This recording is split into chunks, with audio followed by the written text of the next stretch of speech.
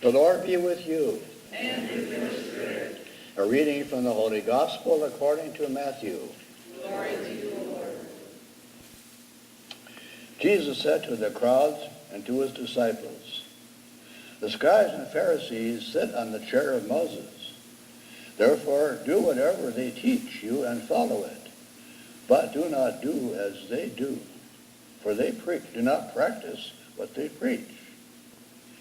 They tie up heavy burdens hard to bear and lay them on the shoulders of others.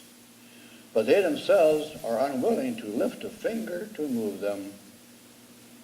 They do all their deeds to be seen by others, for they make their phylacteries broad and their fringes long. They love to have places of honor at the banquets and the best seats in the synagogues, and to be greeted with respect in the marketplaces, and have people call them Rabbi. But you are not to be called Rabbi, for you have one teacher, and you are all learners. And call no one on earth your father. You have one Father, the one in heaven. Nor are you to be called instructors, for you have one instructor, the Messiah. The greatest among you will be your servant. For all who exalt themselves will be humbled, and all who humble themselves will be exalted."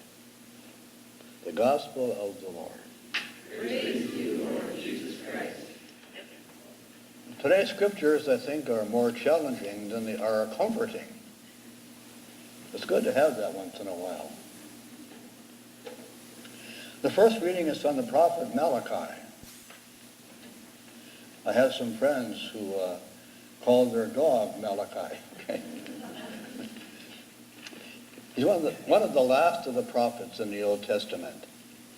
The setting for his passage today is that the Jewish people have just returned from their 70 years of exile and captivity in the land of Babylon. And they're enjoying their new freedom. They're back home. They're rebuilding their houses. They're starting up new businesses once again. But their religious life is practically nothing. They become complacent, self-absorbed. They're not praying, not worshiping, not trying to rebuild the temple that was destroyed by the Babylonians. And when the king of Persia released them and sent them back to their own country of Israel, he even sent along some of his best workers and some of their building materials to help the Jews rebuild their temple. But the Israelites just dilly-dallied around, kept arguing how it should be built and so on, and just were not getting it done. And others, the ones who are setting the bad example, are the priests. They're not leading either. They're sitting back and just kind of watching things happen. It's a time of spiritual sloth in the community. And so the people are not being led or fed spiritually. They're all concerned about living high. So Malachi's words are aimed, first of all, at the priests. "And now, O priests," he says, "this commandment is for you. If you do not listen, if you do not lay it to heart, I will send a curse upon you. I will bring you to shame." Boy, listen to that one, huh? You see, one of our constant temptations, I think, is arrogance of some type, huh?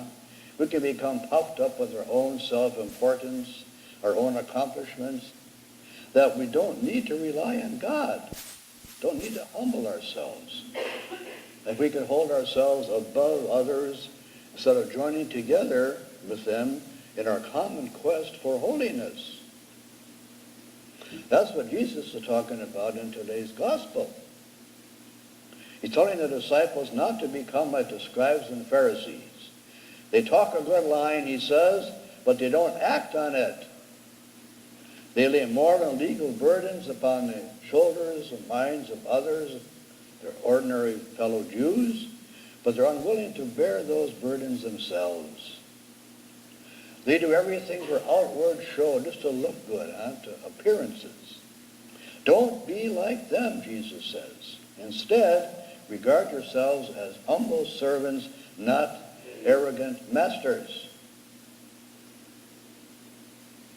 Well, that great spiritual writer who's deceased now, Father Henry Nouwen, often talked about the necessity for us Christians to make a journey of what he calls downward mobility.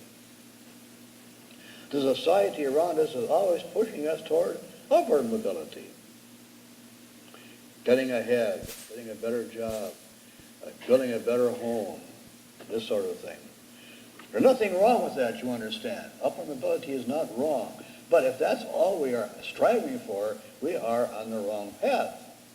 We also need to make that journey of downward spiritual mobility toward humility, toward self-emptying, toward service of others, because that's the path that Jesus showed us.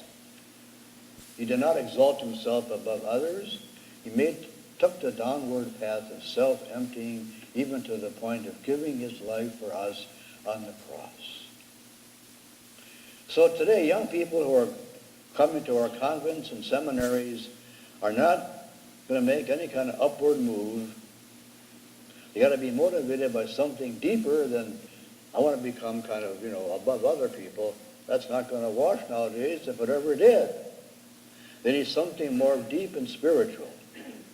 Or Catholics who choose to stay connected to the church do so because they want to make it a better church, what it should be, a community of caring people who want to make Jesus Christ known and loved.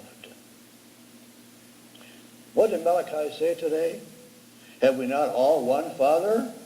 Has not the one God created us?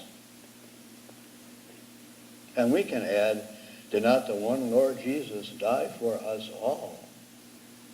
Don't we all have share the one bread and the one cup right here at the altar? See, we're more connected than we are divided. That's so important.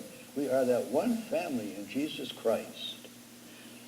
Earlier this week, we celebrated the Feast of All Saints and All Souls, which reminds us that we are all on one journey to heaven together with all these companions who are pulling for us and praying for us and have given us models of what it means to live a deeply Christian life.